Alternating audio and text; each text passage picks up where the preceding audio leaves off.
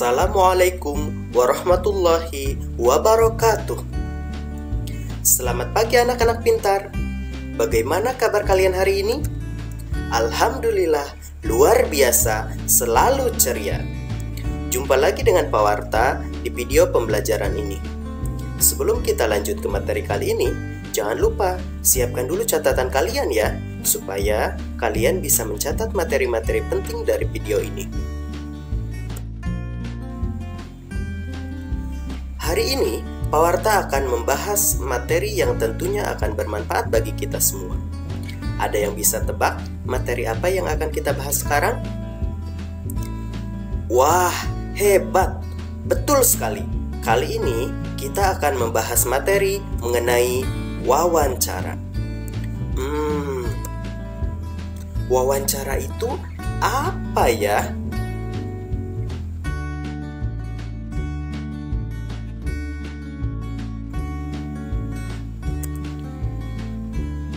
Wawancara adalah tanya jawab yang dilakukan oleh dua orang atau lebih untuk mendapatkan suatu informasi, dengan satu orang bertindak sebagai penanya dan yang lainnya sebagai pemberi informasi. Ada dua hal yang harus kita garis bawahi di sini, bahwa dalam sebuah wawancara itu ada dua pihak yang terlibat di dalamnya, yaitu penanya dan juga pemberi informasi. Penanya biasa disebut dengan pewawancara, yaitu orang yang mengajukan pertanyaan pada kegiatan wawancara. Sedangkan orang yang ditanyai disebut sebagai narasumber, yaitu orang yang memberikan informasi, atau dalam kata lain, orang yang diwawancarai. Sampai sini bisa dipahami? Oke, kalau begitu kita lanjutkan.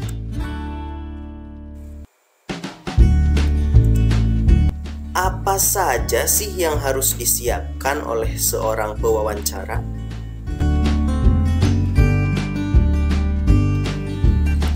Terlebih dahulu, kita hendaknya mengetahui beberapa tahapan yang harus dilalui oleh seorang pewawancara. Yang pertama, ada tahap perencanaan atau persiapan. Kedua, ada tahap pelaksanaan. Dan yang ketiga, tahap pelaporan. Oke, kita bahas satu persatu. Kita mulai dari tahap perencanaan atau persiapan.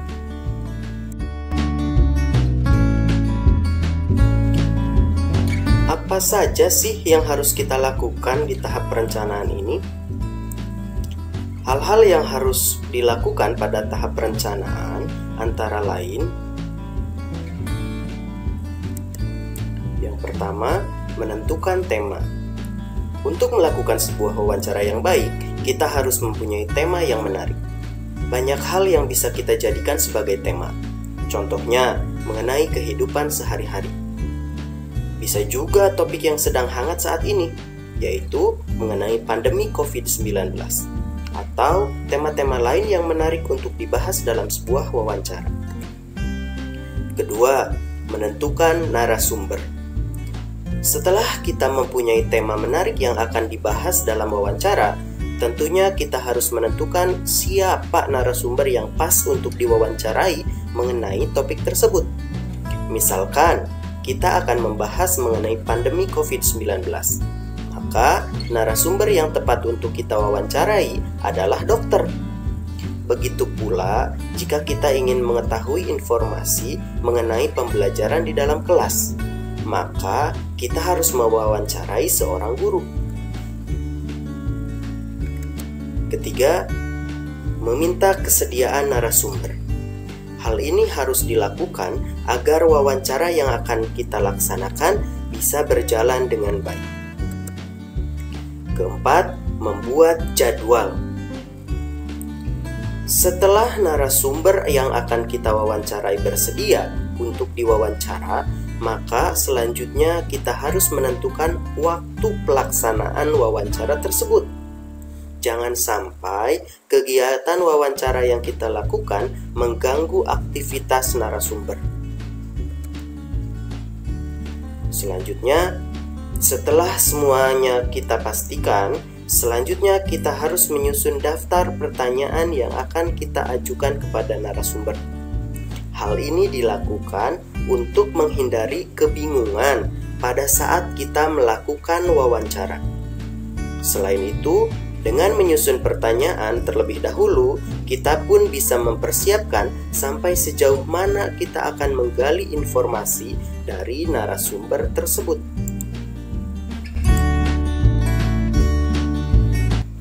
Berikutnya yaitu tahap pelaksanaan.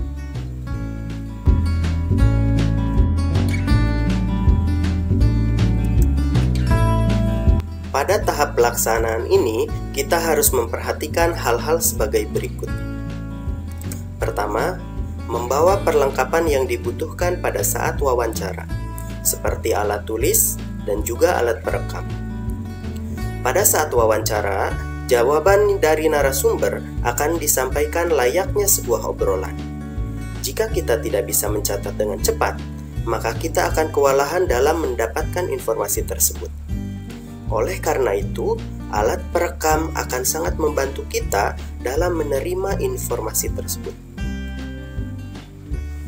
Kedua, pada saat melakukan wawancara, terlebih dahulu kita harus memulainya dengan mengucapkan salam dan juga memperkenalkan diri.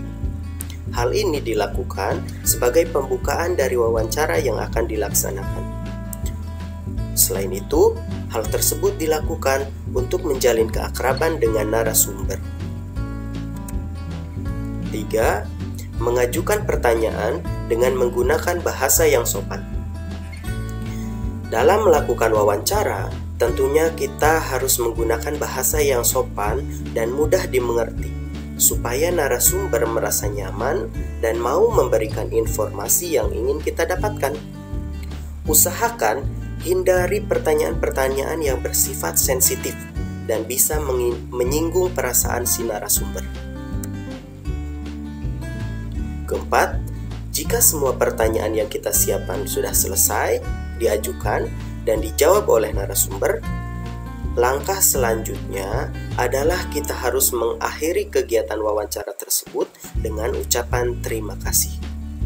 Hal ini dilakukan sebagai bentuk penghormatan kita kepada narasumber yang telah meluangkan waktunya untuk kita wawancarai. Langkah terakhir dari kegiatan wawancara adalah tahap pelaporan.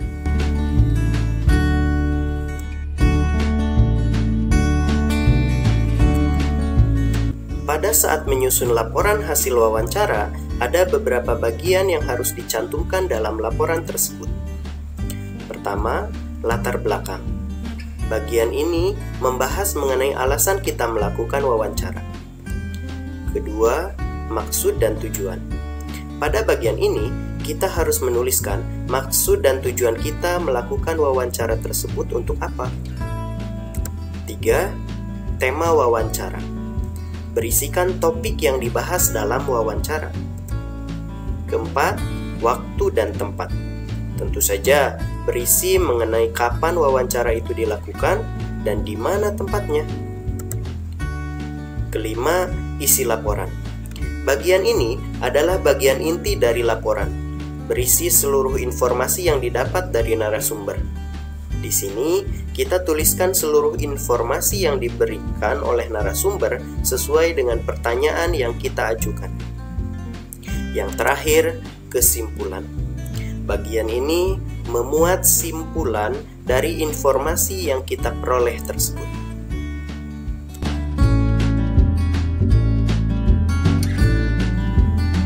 Anak-anak pintar, hari ini kita telah membahas beberapa hal. Apakah kalian masih ingat apa saja yang sudah kita bahas tadi? Tadi kita telah membahas mengenai pengertian wawancara. Kita juga sudah membahas dan sudah mengetahui siapa itu pewawancara dan siapa itu narasumber. Selain itu, kita juga telah membahas mengenai tahapan-tahapan yang harus dilalui pada saat melakukan wawancara, dari mulai persiapan, pelaksanaan, hingga pelaporan. Anak-anak pintar, demikianlah materi yang bisa Pak Warta sampaikan kepada kalian. Semoga bermanfaat ya. Pak Warta ucapkan terima kasih karena kalian sudah menyimak video ini dari awal hingga akhir. Jangan lupa tuliskan komentar kalian di bawah video ini. Dan juga subscribe serta like videonya ya. Akhir kata dari Pak Warta, wassalamualaikum warahmatullahi wabarakatuh. Sampai jumpa di video pembelajaran selanjutnya.